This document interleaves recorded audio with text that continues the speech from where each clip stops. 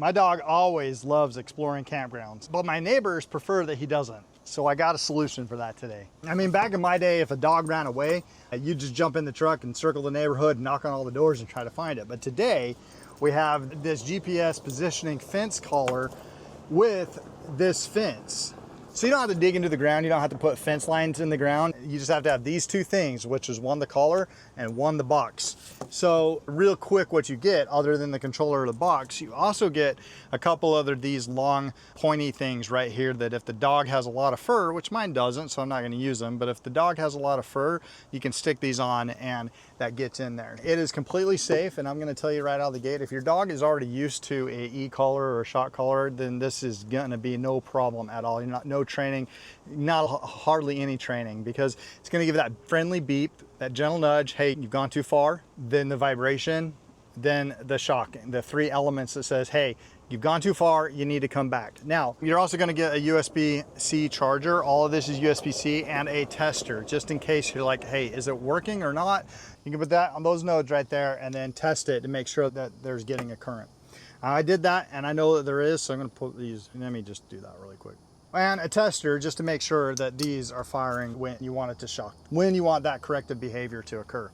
So I'm gonna go through this because it does take a tiny bit of a learning curve, and I wanna show you guys, everything is on here. There's no Bluetooth apps, so that kind of makes it nice right there. And if you can actually have more of these collars, you can have up to 4 of these collars. Now, you wanna make sure that this has a power button. So you wanna make sure that you press and hold until you hear a chime, and then you turn this on.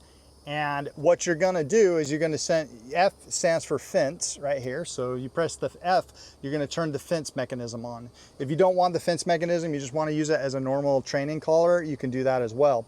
But the fence mechanism, now the fence goes from 1 all the way up to 20.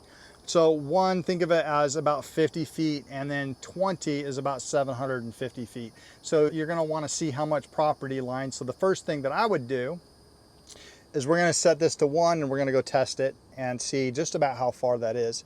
And if you like that, great. If you want more, then you just go to 2, 3, and you just play around with however distance that you need it to do.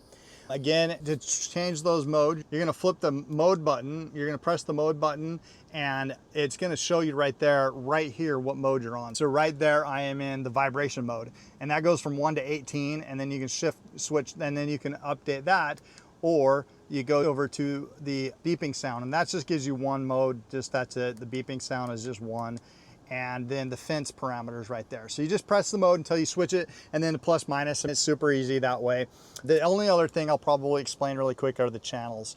So if you have multiple collars, you can set 1 collar to maybe 50 feet, and then another one to 200, and you can set the different ranges that you want, or if you have 2 dogs, you can set them both at the same. So that's what that's for. So you just gotta make sure that it shows your power, indicates power levels of here and here. So that's kind of cool. So you know when this is running low on power. All right, let's go test it and let's see exactly how it works. So we're gonna leave this here, and then we're gonna walk about 50 feet because that's what I have it set to. So I have it on 18, which is the highest vibration that you can have, 50 feet. And we're gonna set this and we're gonna see just how far we can get before it actually alerts us. All right, so again, it's just back in that little canopy right there. We're at the campground and I'm walking 50 feet.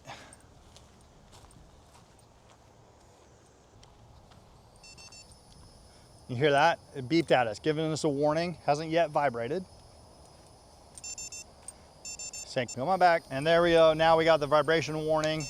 And if we keep going, it's gonna give us the shock. And that's about as far as it'll go on level 1.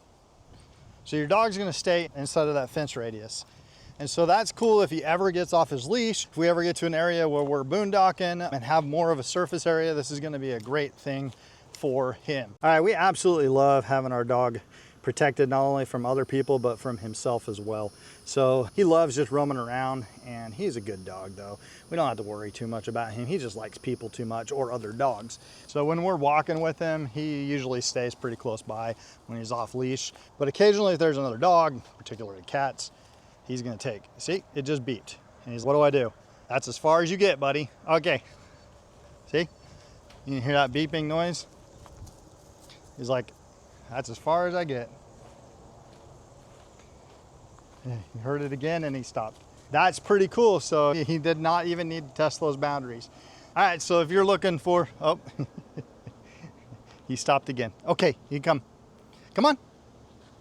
If you're looking for something that's gonna keep your pet safe, then this is probably a good option. It's a low-tech option, but it just works.